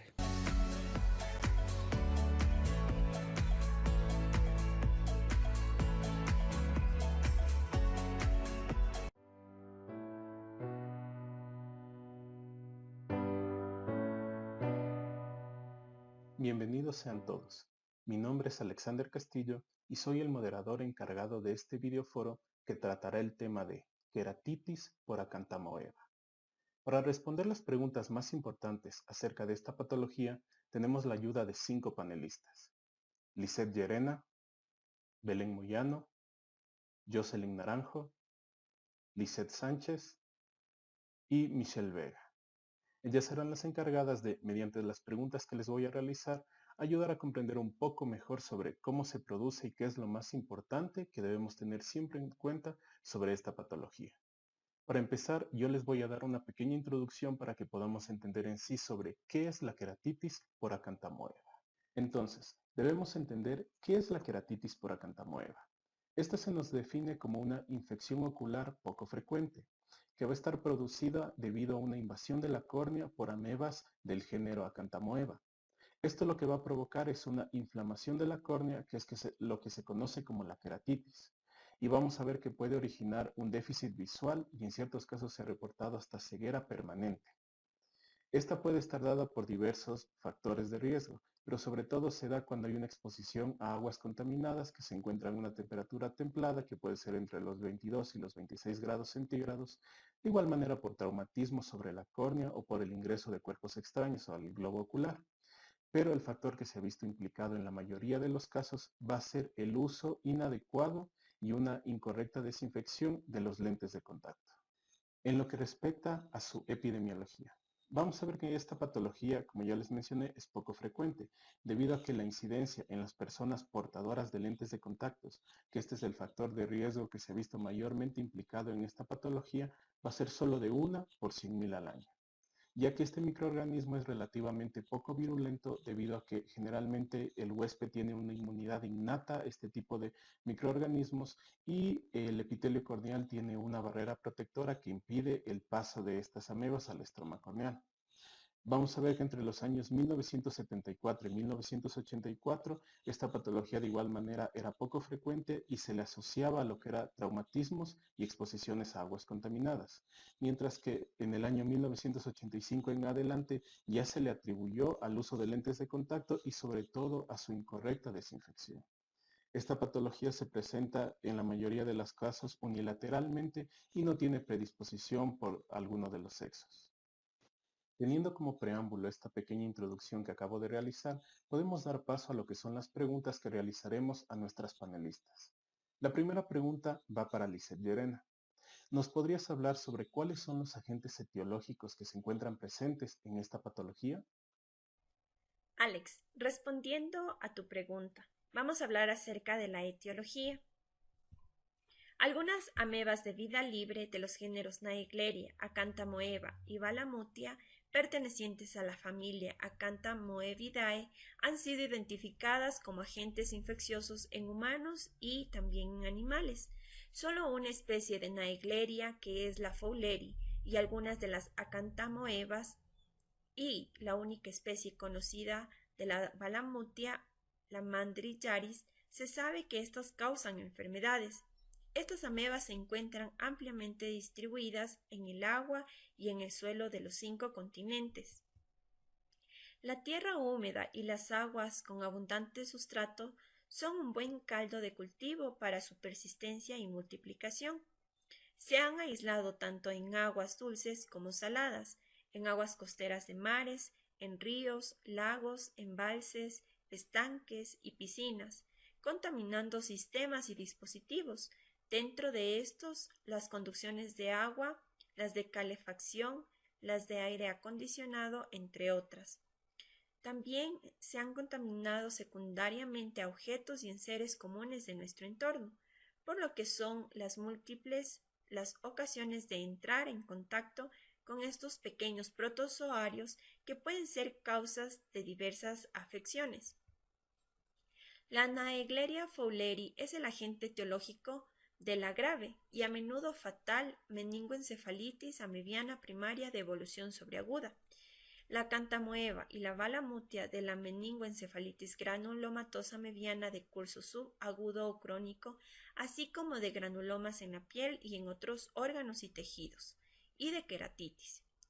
Recientemente se han descrito un nuevo caso de meningoencefalitis amebiada originada por la Sapinia diploidea. Muchas de estas infecciones son oportunistas y ocurren solo en huéspedes inmunocomprometidos. Estas se originan menos de 10 días. Las meningoencefalitis por Acanthamoeba y Balamutia dando una acanthamebiasis cutánea, pero en otros casos no es así, puesto que la queratitis por Acanthamoeba, la meningoencefalitis por Naegleria y algunos casos de meningoencefalitis por Balamutia pueden producirse en personas sanas, es decir, en personas que han estado inmunocompetentes. Por otro lado, se ha comprobado que las amebas de vida libre interactúan con distintas especies bacterianas en el medio. La Acanthamoeba ha sido identificada como predadora de bacterias. Entre estas tenemos a las enterobacterias, las pseudomonas, las vibrios, entre otras. En otros casos, las bacterias utilizan a la ameba como hospedador y también como refugio en presencia de factores hostiles. Igualmente, estas bajo condiciones favorables de temperatura, osmolaridad y pH que pueden multiplicarse e inducir a una lisis de estas amebas. Muchas gracias por tu respuesta, Liz. Ahora pasamos a la segunda pregunta, que se la realizaremos a Belén Moyano. ¿Nos podrías hablar sobre la fisiopatología de esta enfermedad? El ciclo vital de la acanthamoeba. Este va a presentar dos estadios, el de forma vegetativa o llamado también trofozoito y una forma quística. Los trofozoitos van a ser irregulares y van a presentar múltiples proyecciones llamadas pseudopodiales, y estas van a ser retráctiles, filamentosas o espinosas. También el tamaño va a variar en función de la especie, siendo el promedio de 20 a 40 micras. Su tamaño va a variar en cuanto también al citoplasma, ya que este va a ser abundante de aspecto granular y vacuolar. Es así que el trofozoito va a ser la forma infectante metabólicamente activa. Este se va a alimentar por fagocitosis y también por pinocitosis. Estos quistes van a ser esféricos, poligonales y van a tener una doble pared, siendo la parte exterior llamada ectoquiste que va a estar compuesta por proteínas y polisacáridos, y la parte interna llamada endoquiste que va a estar constituida en su mayor parte por celulosa. El tamaño va a ser variable, ya que va a ser de 15 a 20 micrómetros. La formación del quiste ocurre bajo condiciones ambientales adversas, como por ejemplo falta de alimento, la desecación o cambios de temperatura o incluso cambios de un pH. Estos quistes van a permanecer inmóviles, perdiendo el movimiento característico pseudopoidal y metabólicamente inactivos cuando las condiciones no son favorables. Cuando el ambiente resulta apropiado, ya sea por la alimentación, esta actividad se va a reanudar a un proceso llamado desenquistamiento, pasando el quiste a un estado metabólicamente activo, que sería el trofozoito en su forma infectante. Ahora, la patogénesis de la infección por acanthamoeba es muy complejo, ya que va a requerir la coexistencia de diversos factores para que se desencadene la enfermedad. Cuando el parásito logra penetrar en el epitelio corneal, expresa una proteína llamada Mannus Binding Protein, que la permite adherirse a las células huésped por medio de la unión a glicoproteínas que contienen en sí manosa. Y de estas se trata de una proteína constituida por múltiples subunidades de 130 kilodalton y cuya secuencia contienen 6 exones y 5 intrones. Esta manosa contiene en su matriz extracelular la proteína de unión a la laminina, cuya unión inicial va a conllevar una subsecuente producción de enzimas hidrolíticas, proteasas y fosfolipasas, que así van a producir un efecto citopático y van a generar un aumento de la concentración de calcio. El aumento de este calcio va a alterar la estructura en sí del citoesqueleto y la permeabilidad de la membrana celular y mitocondrial. Así va a favorecer la muerte de la célula huésped, ya sea por apoptosis. De este modo penetran las amebas invadiendo el estroma corneal, y este parásito también ejerce su acción patogénica, así bloqueando genes importantes en el proceso de esta división, que va a inducir a la muerte y evitar la regeneración celular. Muchas gracias por tu respuesta, Belén. Con esto pasamos a la tercera pregunta, que se la realizaremos a Jocelyn Naranjo. ¿Nos podrías hablar sobre los signos y los síntomas que son característicos en esta patología? Bueno, yo les voy a hablar acerca de las manifestaciones clínicas que se presentan en la queratitis por acanthamoeba. En primer lugar, es muy importante resaltar que del 75 al 90% de estos pacientes se va a diagnosticar erróneamente en las primeras etapas. Esto se debe a que los síntomas típicos de la queratitis por acanthamoeba son muy difíciles de asociar, mientras que el 23% de estos pacientes va a presentar una infección mixta que puede estar acompañada por virus, por hongos o por bacterias. La infección va a presentar dos formas. La primera forma son los cambios epiteliales tipo camaleón, y la segunda forma va a presentar o va a manifestarse en el estroma. Los cambios epiteliales tipo camaleón van a presentar un epitelio sucio, una epiteliopatía pseudodendritiforme, microerosiones epiteliales y microquistes. También va a presentar enrojecimiento, disminución de la visión, lagrimeo, fotofobia, secreción y dolor de diferente intensidad. Aquí podemos observar el epitelio sucio, como se lo menciona. También vamos a encontrar limbitis y queratopatía punteada e infiltrados, como podemos observar en esta imagen. Los infiltrados que se van a presentar van a ser de tres formas. Existe el infiltrado estromal multifocal que se observa en la siguiente imagen. También vamos a encontrar el infiltrado anular o de anillo, o también conocido como anillo inmunitario de Wesley. Y también el infiltrado perineural periférico. Mientras que en la forma estromal, los síntomas se van a intensificar y se van a observar infiltrados anulares parciales o totales. También va a presentar edema corneal, una ulceración corneal, o puede presentar uveitis anterior que tiene o no hipopión. Las complicaciones que se van a presentar aquí están clasificadas en comunes, en raras y muy raras. Las comunes van a presentar sinequias anteriores de base amplia, glaucoma secundario, atrofia del iris, catarata madura, defecto endotelial persistente, mientras que las complicaciones raras van a presentar una uveitis anterior estéril o escleritis. También van a presentar complicaciones muy raras en las que se va a presentar corioretinitis y vasculitis retiniana. Bueno, eso es todo lo de las manifestaciones. Muchas gracias. Muchas gracias por tu respuesta, Jocelyn. Con esto pasamos a la cuarta pregunta, la cual se la realizaremos a Lisette Sánchez. ¿Nos podrías hablar cómo se puede llegar a diagnosticar esta enfermedad?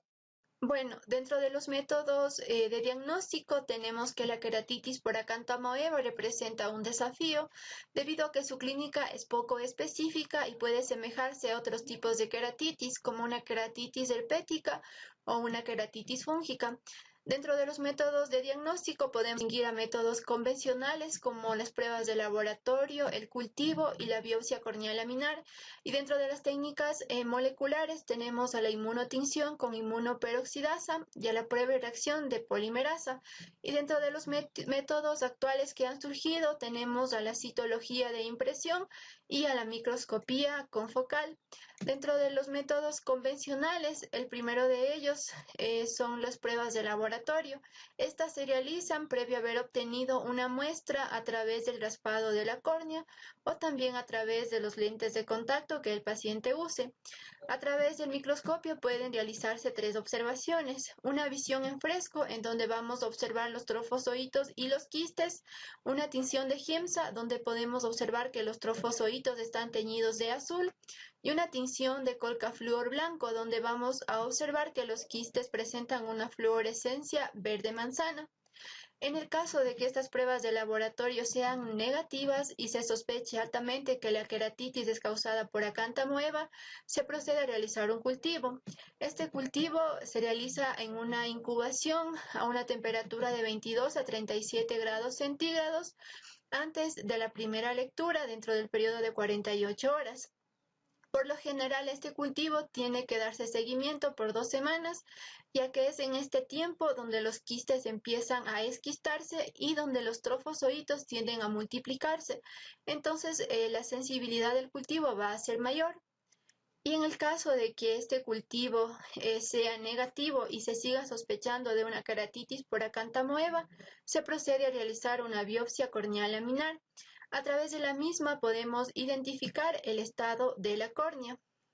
Estos métodos convencionales carecen de sensibilidad, por lo que en la actualidad han surgido nuevos métodos de diagnóstico, técnicas moleculares, debido a que tienen mayor sensibilidad. Dentro de estas técnicas moleculares tenemos a la inmunotinción con inmunoperoxidasa, que es el método de elección para evaluar una queratitis por Acanthamoeba. Tenemos también a la reacción en cadena de polimerasa, que es una prueba no invasiva, se puede realizar con pequeñas muestras y también tiene una alta sensibilidad y una alta especificidad. Dentro de las técnicas actuales que han surgido, la primera de ellas es la citología de impresión. Tenemos que esta prueba va a ser no invasiva y permite obtener una o dos capas externas del epitelio corneal a través del uso de tiras de papel milpor. Esto se obtiene previo a haber anestesiado el globo ocular y a través de una tinción PAS hematoxilina puede evaluarse lo que es el estado del limbo y de la córnea. La microscopía confocal, de igual manera, esta es no invasiva y permite obtener imágenes ópticas de tejidos vivos cuando se ilumina a través de una fuente de luz de un objetivo de un microscopio. Muchas gracias por tu respuesta, Liz.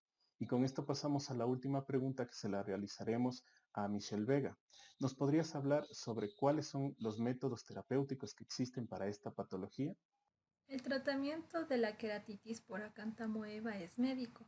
Hace más de 10 años se conoce que los antiamebianos más eficaces para tratarla son las diamidinas y las biguanidas, siendo las biguanidas las de primera elección, ya sean solas o en combinación con las diamidinas, debido a que estas van a tener van a ser quisticidas. Entre las diamidinas que encontramos tenemos el isethionato de propamidina al 0,1% y la hexamidina al 0,1%. En las biguanidas más activas vamos a tener la clorhexidina y la poliexametilbiguanida en colirios del 0,02%, aunque estas no se pueden encontrar comercialmente y deben ser preparadas en las farmacias intrahospitalarias. Es útil o preferible un tratamiento combinado con ambos medicamentos y que sea intenso desde el principio, ya que de esta forma se va a dar una mayor lisis de los trofozoitos y se van a disminuir el número de los mismos que vuelvan a un estado quístico que es más resistente, por lo cual el esquema utilizado aquí va a ser instilar una gota de cada medicamento cada hora por las primeras 48 horas. Luego se va a instilar igualmente una gota de cada medicamento por hora durante el día por 72 horas. Es necesario ajustar la dosis y adaptarla al paciente debido a que se pueden presentar de forma frecuente fenómenos tóxicos asociados a las altas concentraciones de diamidinas. Aquí la frecuencia de instalación cuando pasa esto debe ser reducida hasta 4 veces en el día durante 3 a 4 semanas y mantenerse, dependiendo de la tolerancia del paciente, hasta 8 semanas después de la resolución de lo que es la inflamación. En pacientes con una buena o con una moderada respuesta al tratamiento, se debe aplazar el tratamiento hasta los 6 meses. Otras alternativas útiles que tenemos aquí puede ser el uso de aminoglucósidos por vía tópica, como la neomicina y la paramomicina, o también los imidazoles, como el miconazol y el clotrimazol al 1%, aunque estos van a presentar una menor actividad contra los quistes. Si se presenta una inflamación persistente, puede ser útil la aplicación de lo que son los corticosteroides tópicos a dosis baja, como por ejemplo la metilprednisolona al 0,5% 4 veces en el día, manteniendo los antimebianos 2 a 3 semanas después, antes, durante y después del uso de los corticoides, hasta llegar hasta 6 a 8 semanas después del uso de los mismos. Si hay la presencia de limbitis o escleritis persistente, se pueden utilizar lo que son también AINES y tenemos también el tratamiento quirúrgico, el cual solo va a corregir los efectos residuales, como por ejemplo cicatrices corneales o astigmatismo. Muchas gracias por tu respuesta, Michelle. Con esto concluimos este pequeño videoforo sobre la queratitis por Acanthamoeba. Espero que haya sido de su agrado y les agradecemos por su atención.